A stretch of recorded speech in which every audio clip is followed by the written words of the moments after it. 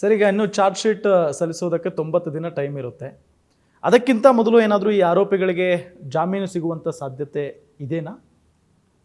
I don't think. ಯಾಕೆಂದರೆ ಇದು ಭಾಳ ಮಹತ್ವವಾದಂಥ ಕೇಸು, ಜೊತೆಗೆ ಒಂದು ಹೈ ಪ್ರೊಫೈಲ್ ಕೇಸ್ ಅಂತ ನಾವು ಅಷ್ಟೇ ತೊಗೊಳ್ಳೋದಾದರೆ ಸರಿ ಇಲ್ಲ.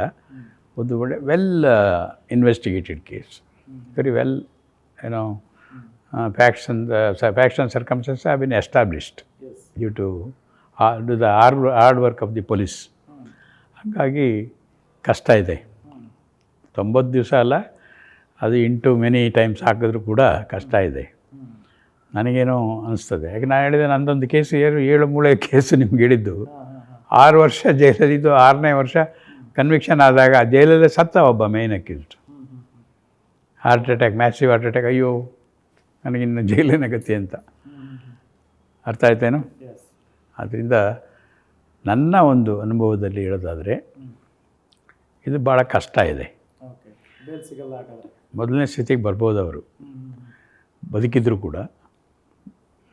ನನಗೆ ಲಿವ್ ಟು ಮೈಸೆಲ್ಫ್ ಅಂದರೆ this A case for death sentence.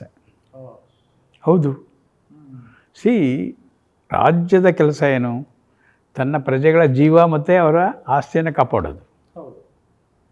ಇದು ಸಿವಿಲ್ ಮ್ಯಾಟ್ರ್ ಅಲ್ಲ, ಇದು ಕ್ರಿಮಿನಲ್ ಮ್ಯಾಟ್ರ್.